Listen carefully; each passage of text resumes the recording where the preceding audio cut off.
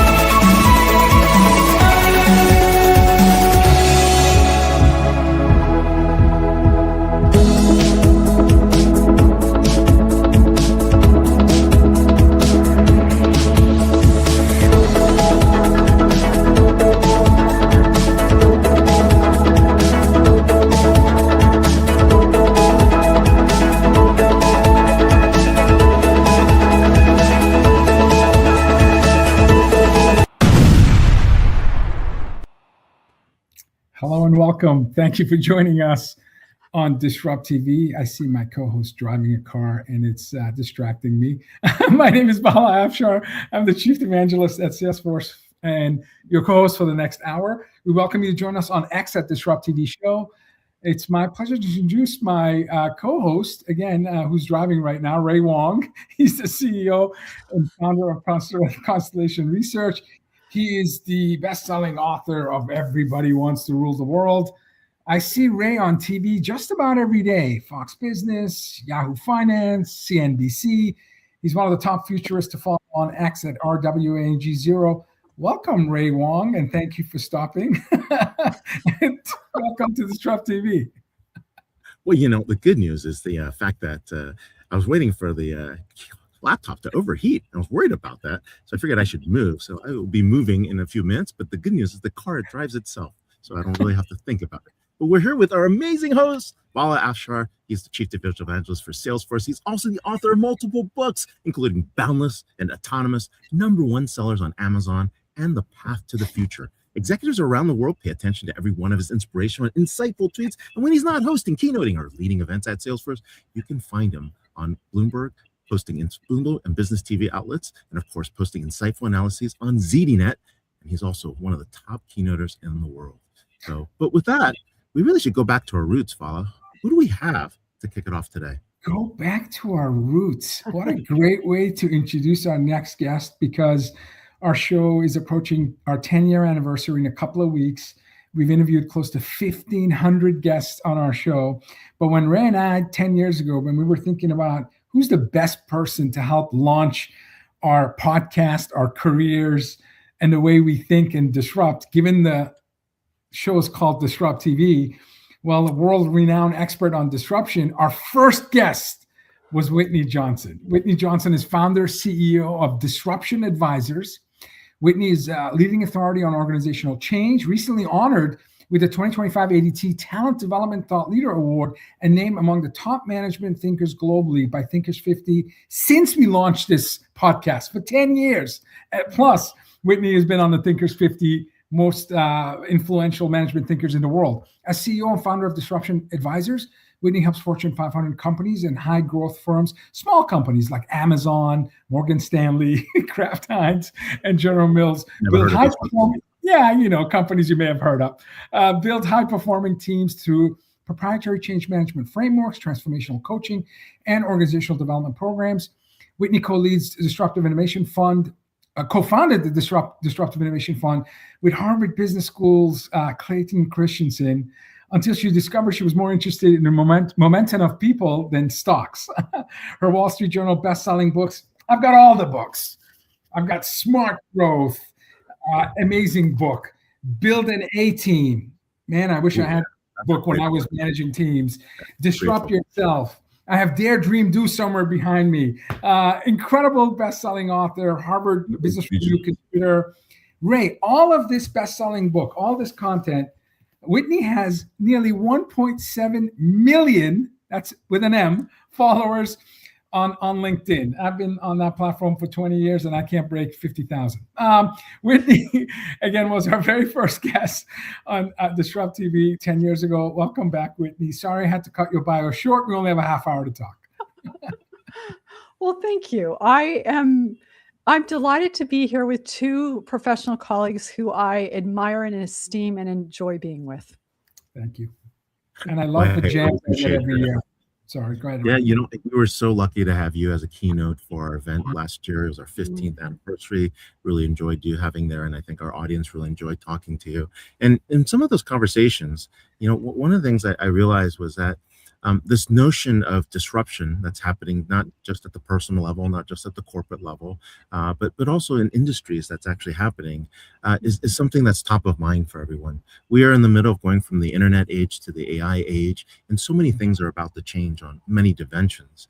Can you just give us the right mindset to start thinking about the problem? Because a lot of people are overwhelmed. A lot of people aren't sure exactly what to tackle first, how to get to that. And so let's just start by getting the mindset right and thinking about, what might be what should be people thinking about before they even enter that conversation around disruption? Yeah. So the thing that I would encourage people to think about is, let's go back to disruptive innovation. What is it? Probably everybody who listens to this knows it well, but I'm going to repeat it anyway in case that they don't. Disruptive innovation is a silly little thing that takes over the world. We saw it with Netflix and Blockbuster and Uber and taxis, and obviously AI is taking over everything and everyone. And as we think about disruption, the big aha that I had when I was working with Clayton is that disruption isn't just about products and services and companies and countries. It is ultimately about people. So you're asking this question, Ray, of what mindset should I have? The mindset we want to have is that your company doesn't disrupt unless you do. And so personal disruption is a decision that you make, a deliberate process of self-innovation that you undergo, where you say, I know that I've got these comfortable routines. I know that I have these super highways of habit, but I'm going to deliberately create new neural pathways. It's difficult though, because with personal disruption, you aren't just the disruptor and you're not just the incumbent. You're Netflix and you're Blockbuster. You're the silly little thing, and you take over the world because you are disrupting you. So as we think about what do we do and how do we handle this, we say, if I'm willing to disrupt myself, then I'm deciding how, when, and how much. So I'm giving myself a sense of agency and autonomy so that I can step back from who I am today, to slingshot forward into who I want to be. And if every single person in your organization is in a place of willingness to disrupt themselves, then they'll have the mindset, you will have the mindset that you need to encounter whatever external disruption may come your way. You know, that agency piece was really important, talking about the agency, because a lot of people feel like they don't have that agency. And leaders often don't necessarily realize that they need to empower their people with that agency. Sorry, Vala, it's like, what can be done to actually allow that culture of agency to occur? To give a sense of agency. Yes. Well, yes. I think as a leader, one of the things that's really important to remember is that there is this amazing, astonishing asymmetry of power. So as a leader, you have a lot more power than you recognize you have. And so I remember a couple of years ago, I had a person on my team and I was like, what are your ideas? And they gave some ideas. And I said, oh, that won't work. And so at the end of the day, they hadn't talked at all. And I said, well, what happened? Why, you have good ideas. Why didn't you share them? And they effectively said, they didn't say it quite like this, but you shut me up and you shut me down.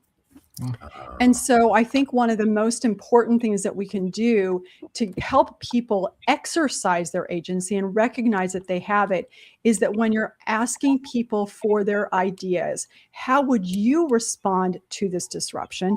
When they give their idea, not your idea, Freudian slip. When they give you their idea, you stop and you look for even 5% or 10%. Tell me more. What could we do differently? Because that moment, when you respond, that's the culture. That's what dictates whether or not innovation and change will be possible, because you've given people permission to exercise and exert their agency. Great advice. It's just a reminder that words matter. It's a reminder that all ideas, all big ideas started off as small, fragile, susceptible to criticism, and the price of originality is criticism. So when you're disrupting anything, there's perhaps the element of originality, but the value of originality is priceless. So we just have to, as leaders, listen to what Whitney just said, and pause a bit and be self-aware, knowing that as a leader you can say one or two words and completely crush that fragile small idea. Now, you've emphasized part of adaptability and being able to disrupt is the notion of continuously learning and staying teachable. And you have a unique framework that you developed, the S curve of learning. Yeah. And there's 3 stages with the S curve. Can you talk about the stages, but also mistakes people make as they climb the S curve and find their way through this path of learning? I absolutely can. So with the S curve, this was another aha moment that I had. So with disruption, I realized it could apply to people. And I also realized that the S curve could help us understand how people learn and grow. And Vala, as you said, there are 3 different stages. There's the launch point, there's the sweet spot, and mastery. So at the launch point, what's happening there is growth is actually very fast. Mathematically, it's at its fastest on the curve, but it feels slow. So it feels like a slog. In the sweet spot, you've tipped into this part of the S curve. And unlike the launch point where you feel like you're building a cow path, now in the sweet spot, the experience that you're having is you're in your Porsche, you're about to get on that highway, you're accelerating, and it feels so exhilarating. And then in mastery, well, growth is not fast and it doesn't feel fast. It is in fact slow. You're now going 80 miles an hour. And so the experience that you have is you can kind of get a little bit bored. So you've got slow and then fast and then slow. So what are the risks? Well, at the launch point, because it's a cow path, the risk is that you're like, this is really uncomfortable. I'm not good at this. Your identity starts to get under fire. And so the risk is that you give up too soon. It may have been a brilliant idea, but you give up too soon. Kind of like what you just described, the fragility, Vala. Then in the sweet spot, the risk is you are feeling so competent and so confident, and you are zooming along that highway, and you start to take on too much. I can do it. I can take this on. I can take that on. And so you're at risk of overcapacity or overcapacitying yourself, if you will. And then you spin out. And at mastery, the risk is this. you're already going 80 miles an hour. You already have that super highway of habit. So there's a risk, unless you're in a self-driving car like Ray is right now, that you take your eyes off the road. I paid my dues, you start to coast, and then you underperform, which puts you at that risk because you're not disrupting yourself of actually getting disrupted. Wow. Wow. You mentioned aha moment. You've had so many aha moments. This is why you're a Thinkers 50 multi-best-selling. Where do the aha moments come to you? Is it, if you, I don't know if you've inventoried your aha moments, whether it's launch point, mastery, or sweet spot. Do you know when you're able to give yourself grace and permission and safe space to actually think about new ideas? Yeah, it's a great question. I think the answer is that I'm a pretty voracious reader and voracious listener. And every single morning I have that quiet time of reflection and meditation and scripture study and looking for insights. And just this morning I had a really big insight. I would say breaking news here. Breaking news on DisrupTV. I know. Well, I'm not going to share it because I'm not ready. It's for my next book. But I will say, I remember a couple of years ago, I had a colleague, a professional colleague, say to me, "You make these vast intuitive leaps, Whitney.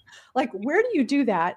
And then you somehow figure out how to put the research in place to codify what you've done." And that's exactly how smart growth came about. I'd had this intuitive leap, but I knew that I couldn't just go out there and say it. I needed to find the research that could somehow support what I was saying.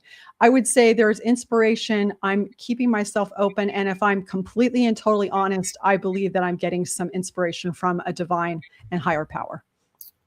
Wow, terrific. But a lesson to folks that are listening, you are like a professional athlete. It sounds like you have discipline, you have structure, you give yourself time to invest in yourself, and so you're building those muscles, including the breakthrough muscles that revealed to us through your incredible work. So it's all the piano practice, 3 hours of piano practice that I did growing up. That's the discipline. You and Ray have that in common, by the way. You have that in common. Yeah. I didn't know that, Ray. Something new to learn about you.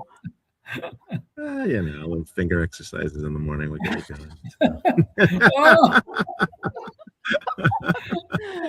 So, but this is important, right? That mindset, that discipline that you're talking about, getting yourself into to be able to think.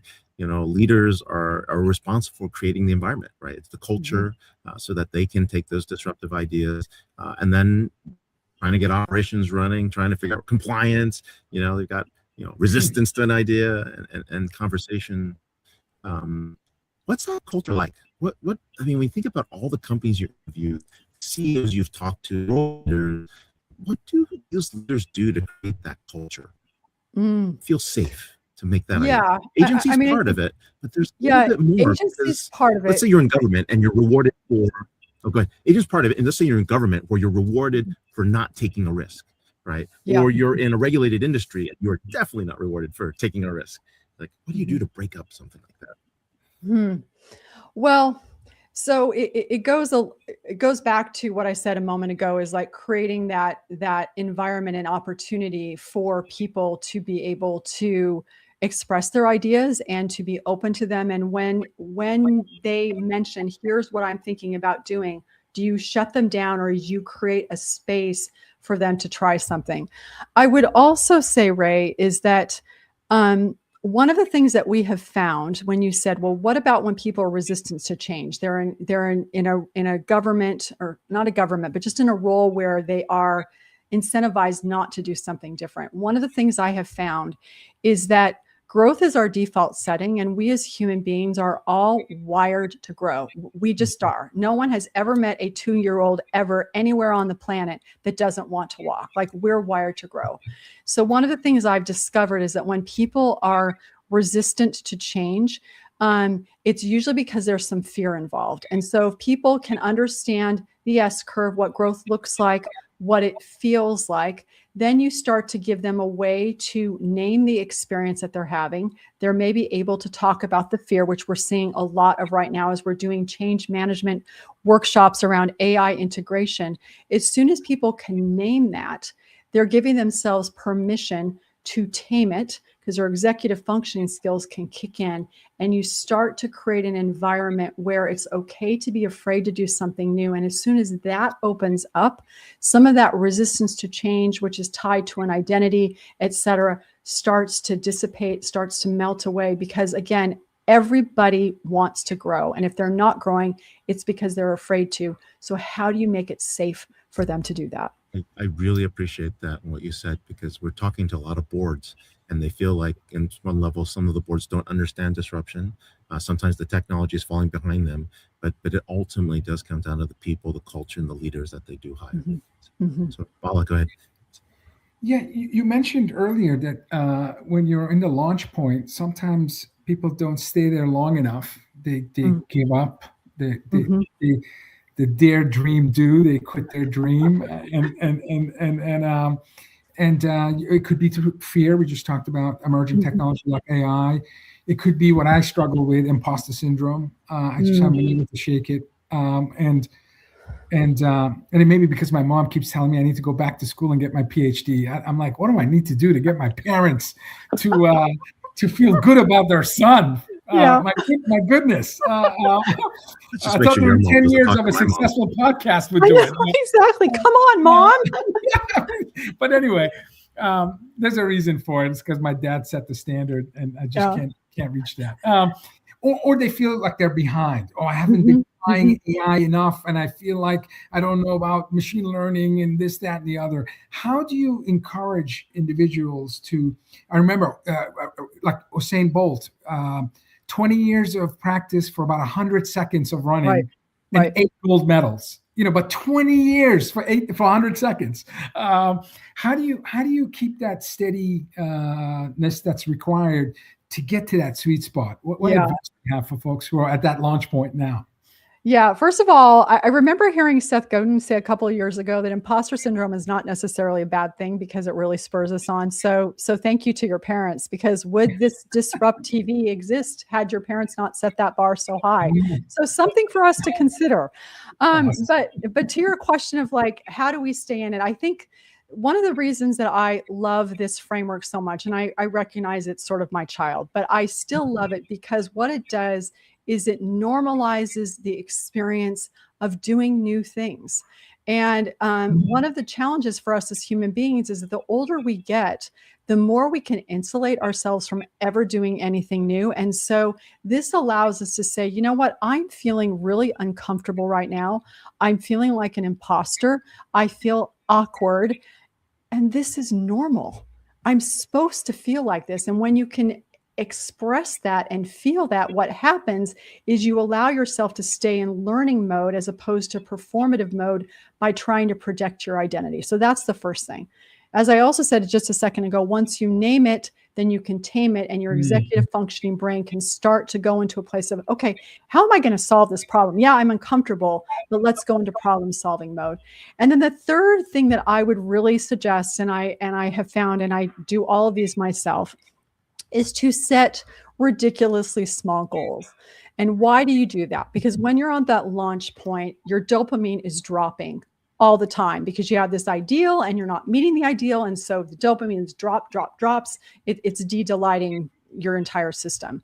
But if you set these ridiculously small goals that you can beat, then you're going to get these little bursts of dopamine, which are going to help you build momentum. And you want them to be behavior as opposed to outcome based. Let me give you an example. I have a new salesperson on my team. It would not be useful for her at the launch point to say, hey, I want you to generate $5 million in revenue this year. Her brain is going to explode. She's going to shut down on that launch point. But if I say to her, ridiculously small, I want you to make sure we as a team set up 5 discovery calls every month for this quarter. Now this is process-based, it's behavior-based. She can do it. The team is helping her do it. She's probably going to beat it. Then she's going to get dopamine. She's going to say, I can do this. And then she'll probably get 6 or 7, and she'll keep going and she'll build momentum along that curve. And so now she stays in it long enough so that she can grow and get to the top of the curve in a way that she wants. Great advice. That's great advice. absolutely brilliant. I think Vala, you and I grew up with a different model. Hit the 5 million, and we sit there and we're like, great. Yeah, immigrant parents. What can you say? Although I don't want to say that about all. No, But they're a gift. They're a gift. They're a gift. They are a gift. I mean, They're absolutely we're going to have to pause on this for just a second. And I may have shared this with both of you, but I had this realization on my podcast, 200 episodes in. I'm nowhere near 1,500. But I was like, wait a second. I am over indexing massively on first and second generation immigrants. Like, what is going on? And then I'm like, well, duh.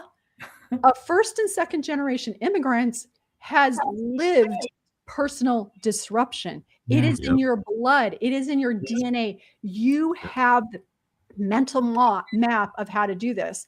So if you can do this with your identity of moving to a new country and learning a new language, it's pretty easy for you to disrupt yourself when it comes to business. I have to say, leaving your birth country, whether it's by choice or otherwise, is pretty disruptive. Yes. Pretty disruptive. Yeah. The language, you don't play the sports, you don't wear the same clothes, you don't have the cultural norms.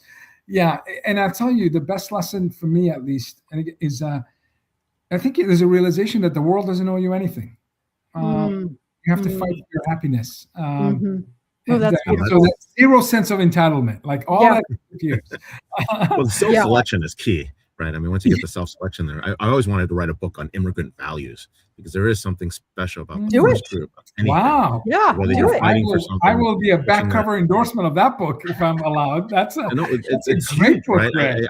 I tried to teach my kids immigrant values, and there is something about that. I mean, it's but it's also very interesting to see that culture of abundance in the U.S. that doesn't exist anywhere else, and being able to navigate between those two planes is really, really hard. So I guess we can't ask you what your next book's going to be about, but what I can ask you is what's their next keynote and where you're headed and who you're going to be talking to. Audience, not necessarily companies. Actually, I will tell you what my next book is about. Do you want to hear? Yes. Breaking news. We'll take it. We'll take breaking news. Yes. So I am so excited. I can hardly stand it. The manuscript's due in 6 weeks, but the topic of the next book is this. I had this recognition of all the work that we're doing. Our name of our company is Disruption Advisors. I've been, the poster child for talking about disruption. But one of the things I recognized is that frequently when people were bringing us into their companies, what they really wanted us to do was to stabilize. Yes. So I'm writing about this. Stability. I'm talking about why stability and disruption go together, how you as a leader stabilize. I'm talking about how to activate the people in your organization who are willing to stabilize.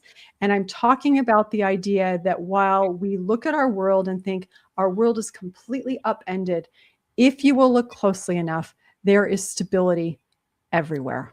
And that's what I'm writing about. It is huge. Here's why, right? The reason we got into this is so excited.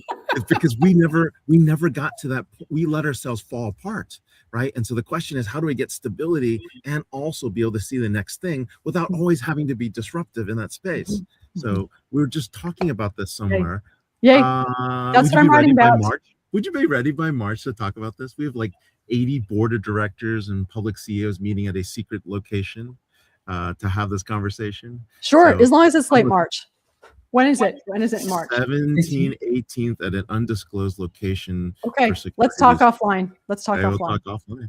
Oh my God, breaking news, Vala. Look at that. Yay. That's awesome. Congratulations. Can't wait to add it to my top of my pile. Your pantheon of books. Whitney Johnson corner of the Vala Afshar estate. Whitney Johnson, founder and CEO at Disruption Advisors. Thanks so much for being on the show. Always thankful for you for being here. And thanks for having me. He's gonna get a royal flush. One more book. There's a fourth one I want to add to it. The Dare Dream Do. I don't leave anywhere royal flush. Get the royal flush. Only available on Amazon today. So it'll be a bundle. Thank you, Whitney. Thank you. Bye-bye. Happy Friday. Wow. Stabilize. We didn't catch the title, but I can't wait. Wow. I can't wait. Well, this is where best-selling authors who are about to have their book available on January 27th, but you can pre-order now. In fact, one of the advantages of being a wily author myself is I get advanced copies of amazing books. Not for sale, advanced copies. Because I tell Wiley, if there's a best-selling book coming, I want it first. So anyway, oh, wow. But that's a big flex on my part. So sorry, but we have with us, we have Dean Carter, co-author of Employee Experience Design: How to Create Work Where People and Organization Thrive. And also with Dean, we have Mark Levy, also the co-author of the book.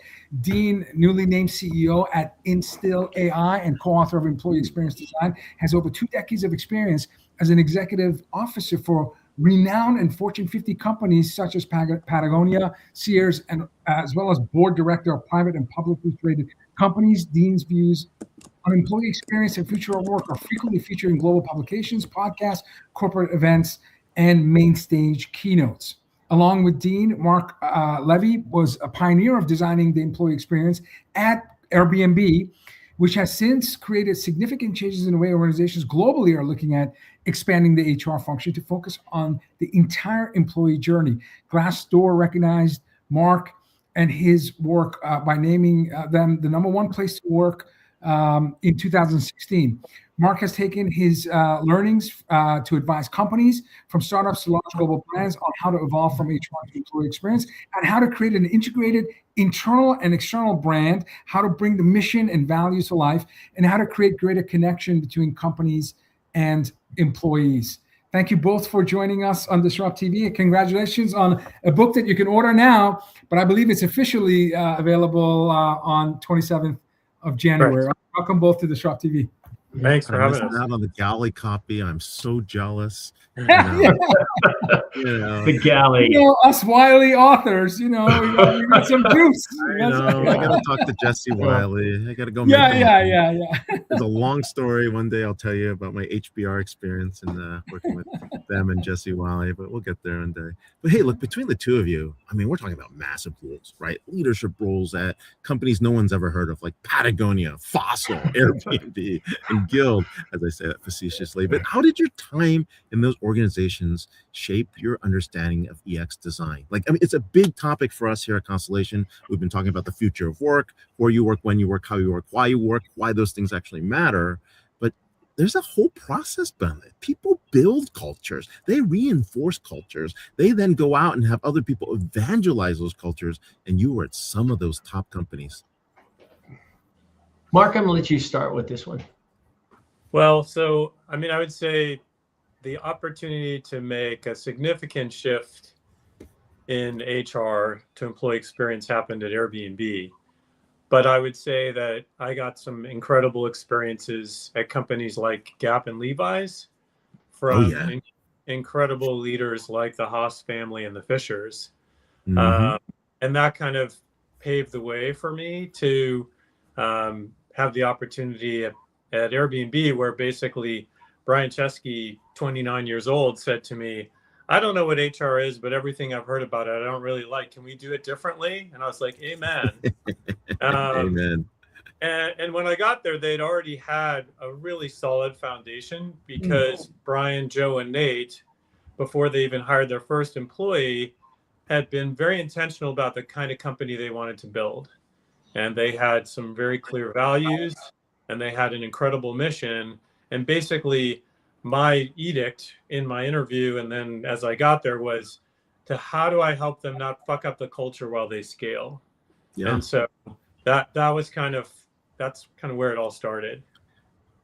And how does that happen? Tell us, either of you, EX, the employee experience design. You have a step-by-step methodology, but how does this approach differ from your traditional HR, traditional employment engagement strategies? How did you make sure you didn't F up the culture as you were scaling to one of the fastest growing companies in the world? I can jump in on that. So when I joined Patagonia, it was a sleepy little $200 million company. Wow. And we knew going in that things were going to blow up. And the biggest fear, and this is when I was really the first person who was the head of HR there. They had people who were in charge of like payroll, but not really a head of HR. And when I got there, I thought, my job is to preserve this really extraordinary culture and do not mess this up with a bunch of HR junk.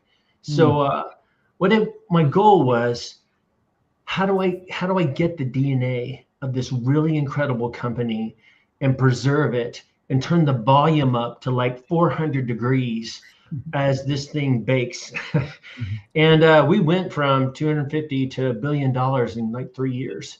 Easy, just flying. We could have gotten $2 billion, and Devon Chenard was like, oh my God, that's the worst thing that'll ever happen to us, is to get to $2 billion. So we put the brakes on, actually, but it could have been $3 billion easily. But that was when we did crazy things to turn up the values at that time, which were environmental activism, unconventional approach. Those were our values. And we did things like on Good Friday, with the day you make the most money, we usually just give away 1% of top line revenue. Even if we don't make product, we do that. On that day, we decided to give away 100% of the revenue, everything we make on Black Friday. And this was right after an election that happened when we were a little concerned about the environment after that election. And so we started, what do we do? And we usually give away $3 million. Like, that's how much we make on that time. We gave away $11.5 million on a single day. And that's because we had turned up the volume on values. And this decision was made by a frontline 6-month-old marketing employee who said, instead of 1%, what do we give 100%? And that year led to rapid growth. We had record profit, record sales 3 years in a row after giving away 100% of our revenue on the biggest day of the year. That's how you preserve culture. It can't be quiet. It can't be little things. The volume has to be on 100 degrees to preserve it. It has to be so in your face, so much so someone designs a pair of shorts that says, both the assholes out inside, and no one got the permission for doing it. Well, we sold a lot of those shorts. That culture check is so key. I mean, you got to a point where even tech bros couldn't even get their Patagonia vests anymore with corporate logos. Yeah, it was one of those. We were mortified when a Texas politician had it on an airplane. We're like, oh my God, we have really hit rock bottom. Like, a Texas politician, well known, had one on. Like, ooh. So, but we are really meticulous about the brand, but also meticulous about the culture. Everything was focused on making sure that people were able to work hard, and then in the afternoon you put your wetsuit on, we're able to catch a wave or two in the afternoon. If EXD is a sport and a team sport, and you have to appoint a captain, does this really work if the CEO is the captain? You mentioned Brian with Airbnb. How important is it for your executive sponsor, if that's even a terminology that you guys are too cool to maybe even use that terminology? But do you need the CEO to buy in that this, we're going to turn the dial. We're going to accept that it's not the big titles that win, it's the best ideas. The fact that even Whitney mentioned in the previous segment how words matter. The fact that a junior employee felt safe enough to offer up a pretty audacious recommendation, 100% giveaway. and I always felt, people are not afraid of failure, they're afraid of blame. This person clearly had safe space to present that I consider pretty audacious idea, but it was accepted. How important is the role of CEO in making sure EXD is successful? Well, I guess I would say that if you go back to Whitney, that word she used of agency is quite critical. And at least for us, when we were kind of making this shift from HR to employee experience, the headline was this notion of how do you do things with and for your employees, not to them? And how do you create two-way dialogue so that it's the employees who are helping you to prioritize and then design the solutions? So to answer your question about CEO or leaders, the leaders have to be comfortable giving up their power. They need to be comfortable being vulnerable, and they need to trust that the employees are the ones who know more because they're closer to the customer, the product, the services. And it's all about listening, really. It's about the opportunity to have them speak up, but not just to speak up, to be heard and to take action. The CEO doesn't have to be the way; they just have to get out of the way. Exactly. That's probably the Exactly. best. No, it's so powerful to be able to do that. But it also comes back to, how do you hire the right people, right? I mean, you can't get there if you don't trust your people. And that means you take a lot of care in how you bring on the right people, the right culture, to make sure that not only you preserve what you have, but you also get to a point where you deliver on, like, the next set of innovation, the next set of demographics, the next set of ideas and innovation. Do you do anything differently when you hire to can preserve that and then tie that back to the metrics that matter? Yeah. Gene, do you mind if I start? Because one of the things I think that helped us go from 400 to 4,000 people at Airbnb and not to fuck up the culture was what we did was called core values interviewing. And it really started with the founders doing that interviewing. And then to scale, we actually had core values interviewers.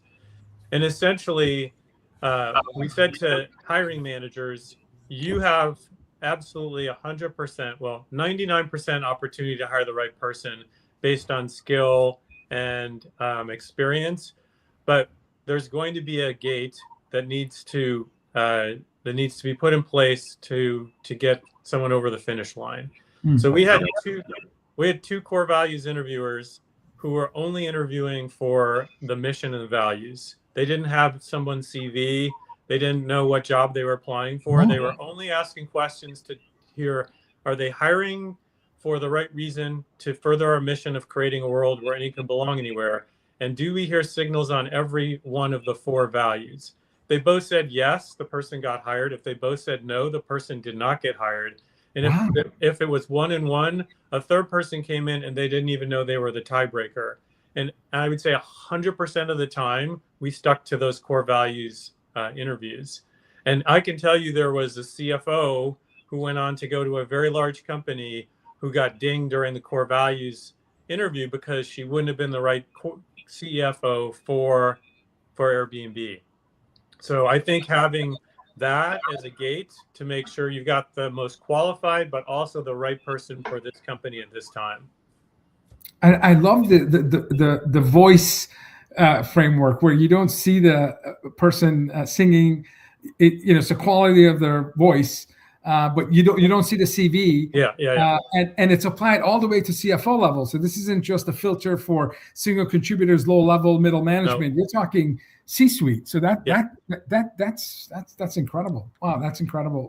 You're about to jump in. What were you saying? What were you I was just thinking there's a real important difference though between culture fit and culture add. And so a lot of companies like get this fit and you get this mold of it. We really leaned in on the concept of culture add. You had to be an activist. You had to have an unconventional approach. And those were the baseline things. And what we did was we took an opposite approach. Most times you look at the resume from the top down, you look down. We said, we look at resumes from the bottom up. That's where the rich stuff is. That's where you worked hard. It's your first job. It's what you volunteer for. It's what you like. What are your interests? What are your hobbies? Those tell us 10 times more about what the person you're going to be and what you're going to add to our culture, in addition to being an activist, in addition to being having an unconventional approach. Because we wanted to have a really rich, vibrant culture that, to be honest, didn't look like a bunch of me and white surfers, which easily could have happened if we didn't have a culture add versus just a culture fit. And so that was a concept that we really had to work on at Patagonia, making sure, because people were like, oh, well, they fit perfect, got blonde hair and blue eyes and ready to surf, and that's a perfect fit. But, we needed more of like the ads in terms of people who certainly love the outdoors, certainly have unconventional approaches, but they don't always have, blonde hair, blue eyes, and look like me. Sure. So that's a really important part about culture and selection is you have to really understand the ad, not just the fit.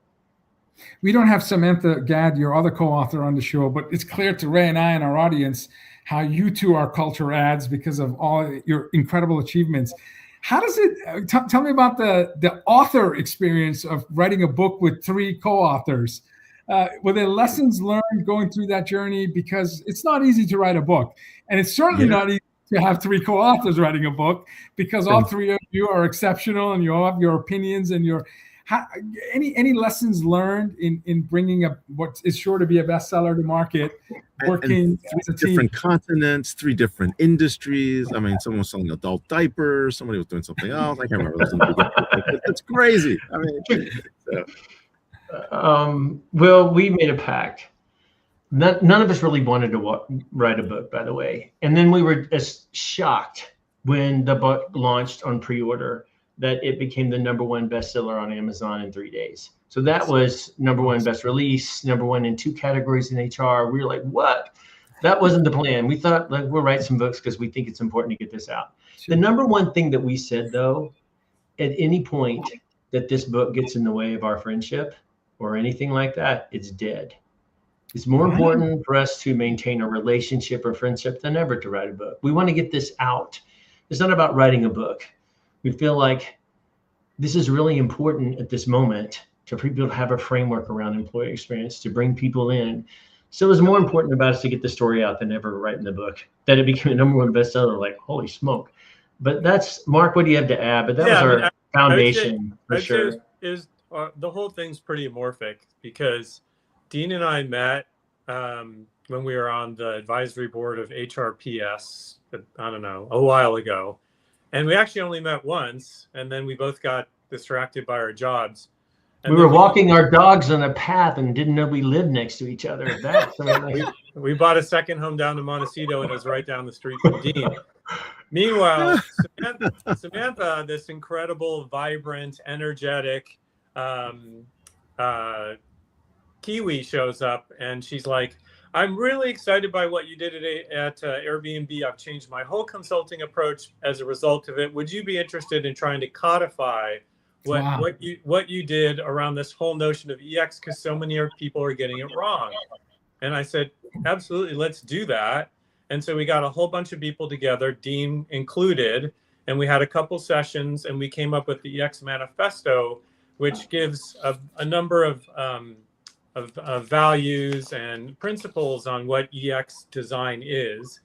And then the 3 of us kept talking about it, thinking, well, it's great people have signed up for this, but what we really want is for people to do something with it, to take action. And that's when we said, well, maybe we should write a book, but do we really want to write a book? What we really want is people to do something. So the book, you'll see, is much more of a playbook. It's a workbook. Yeah. It's one of those things we don't want sitting on the shelf. We want it to be a how-to.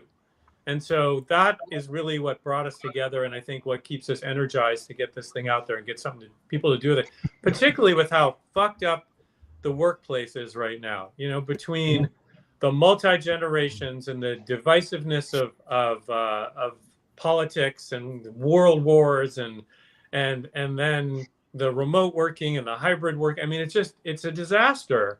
And so we really want to help people think about, how do you bring humanity to work, and how do you really empower employees, as Whitney said, to have agency and to play a big role and to feel great about making that connection to your customer and to your service and your products and profit and revenue. Mark didn't mention we met in Bhutan. The 3 of us. Yeah, Mark failed to mention this whole book idea came. That's true. Just happened to be on a quest together in Bhutan.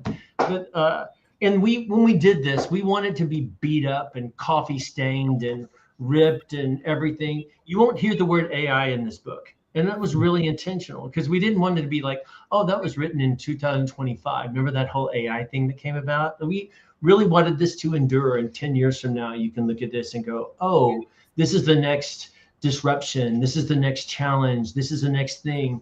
There's actually models that can apply when you pick it up 10 years from now, and I hope it's just destroyed.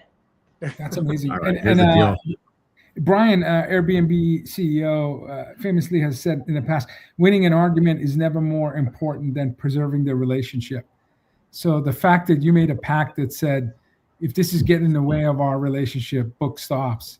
That's a pretty awesome rules of engagement. So I applaud you, because again, 3 high achieving people working together, I can imagine is may not be easy, but it sounds like it was a lot of fun, and the world is better for it. So thank you for that. And even though you didn't mention AI in the book, and I love the deliberateness of it because of the long-lasting formula and framework that you've shared with us, I don't think there's ever a better time than now for companies to think about employee experience, because the loss of agency due to the fact that for the first time in human history, we have developed solutions, software that can reason and can execute and can be considered a colleague, because again, AI and machine learning right now, it's not a tool, it can execute. And the loss of potential human agency and the threat to it is unlike any the 30 years I've been in tech, the cloud computing, mobile, social, quantum, distributed ledgers, blockchain, no technology, I think could potentially have the impact that AI has in terms of loss of human agency. So I think this book is going to be even more important in the near term. Go ahead, Ray. So I think that point on AI, I'm just going to mull on that for a second. It's going to be huge, right? What is humanity's purpose in an age of AI? That's the question we're going to be asking. And for the employees that you do have left, or the employees that you do want to be with you, I mean, everything's going to come back to your reflection of the brand and the culture and your values. It is literally like we're bifurcating into companies that are authentic and companies that are not. And that's what makes this very, very powerful.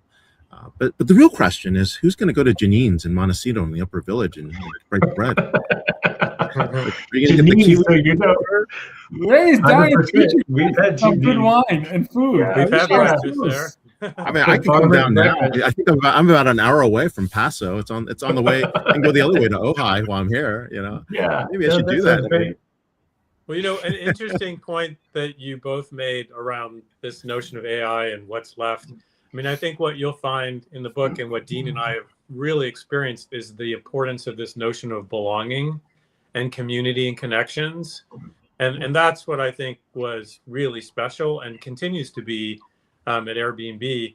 In fact, I'm planning an alumni reunion right now in Milan around the Olympics, where Airbnb is the official alternative accommodation provider, because the alumni are continuing to help each other, even though we don't even work at the company anymore, around where should we invest? Where should we contribute? How can we help each other with what's going on next in our lives? And I think the notion of belonging and connections and community is what makes companies work. It would give people purpose and meaning, and helps them to get through disruption, right? Yeah, absolutely. And you're extending the conversation from my reflection on the book is not just belonging, but a sense of mattering. I feel like your book is not only helping you belong, but you also believe your work matters. And when I think of Patagonia and Airbnb, it's a reminder to me, because such strong community, that the spark can come from those companies. But for sustained momentum and the growth you experience, the flames, the heat, and the energy is from the community. So it's belonging and mattering at scale. And that's why I think this book is going to have a profound impact on how business leaders go about reshaping traditional HR. The number one factor that all those companies that you were with have is no one sold out. And that is so powerful. No one sold out. I mean, Joe and Nathan, they're probably going to be at your reunion, right? I mean, the point being is no one sold out. Even today, no one sold out. And so to find those people with the values, the screening that you talked about in the beginning, the ability to continue to push the culture going forward, the ability to carry those values into a commercial environment without selling out, that's pretty impressive, dude. That's really impressive. I'm asking myself if I would have passed the screening. I'd love to know, how did you? Because there's a Reddit on that. There's a Reddit on that. Don't worry about it. I'm like, I don't know. I don't know if the younger version of me would have passed. I don't know. I don't know if I would have passed the screening. But anyway, I think we'd be in the immigrant camp, Vala. I think that a little bit different. Yeah, but I know when I was younger, I didn't really have a filter. Like, I said what I believed, and if I believed it, I said it. And so I'm not sure if I would have passed. Maybe he's too hard-headed or he's not flexible. I don't know. But I do know that I wasn't a great manager in my early career. I pushed people too hard. I didn't think about balance, quality of life and work. And when I look back, I realized I wasn't really a good leader until I grew up a bit. Vala, anyway, you can join them now. You can join them now. You'll probably pass. yeah. Too old. I'm too old. No one. I do have a reflection on your comment about AI in work, and I love AI, by the way. I'm like in it every single moment, every single day. Like Claude, Perplexity, and ChatGPT, like they are all three we're talking constantly. But I'm in the CEO of an AI company, and focused on culture, by the way. But I did ask ChatGPT one day. I was like, when is the moment that AI determines that humans are no longer necessary? And it said, wow, that you asked that is incredibly and uniquely human, because humans are curious. I'm only curious when you tell me to be curious. And so, and it went on to a whole conversation. And this speaks a little bit to the book and AI. It said, you know what? AI is designed by humans, made by humans, everything. The thing isn't that AI is going to take the wonderful and beautiful things that are human away. Is that they're not paying attention and doing this with intention. The things that make them special, they will quietly and unknowingly and intentionally give it away. That is the book. Like, you can't just let this thing go on its own. You have to be super intentional, especially in this moment of AI, that AI won't take it, but we will just quietly give it away and wake up, it's gone. And so being so awake right now and paying attention. And you, by the way, I believe in your enemies in your tent, not outside your tent. That's why I know AI so well. I want to know, it's not my enemy, it's my buddy. And so I embrace it fully, but I know it. I know what it can do, what it can't do. And I think everyone, you need to understand this thing and be very intentional about your employee experiences at this moment more than ever. Absolutely. I don't think it replaces good thinking. It's going to reward good thinking. So if you create the right framework, the right talent, culture, process, it will elevate you. And I remember, 20 years ago when I was watching Iron Man and Tony Stark and Jarvis are building that suit, and it just looks like they're having fun and they're going back and forth. And Tony Stark has got Shelby and Ferrari and Cobra priceless cars behind him. And he knows if the thruster doesn't work, he's going to smash one-of-a-kind cars. But I remind myself that even though it looks beautiful, and that's the romantic view I have, I want my own Jarvis. I want my own Jarvis in life. I remind myself, Tony understood physics. Tony had a mechanical, computer science, design engineering. And so it wasn't just somebody, cognitive transfer to Jarvis and he just sat there and watched the suit being built.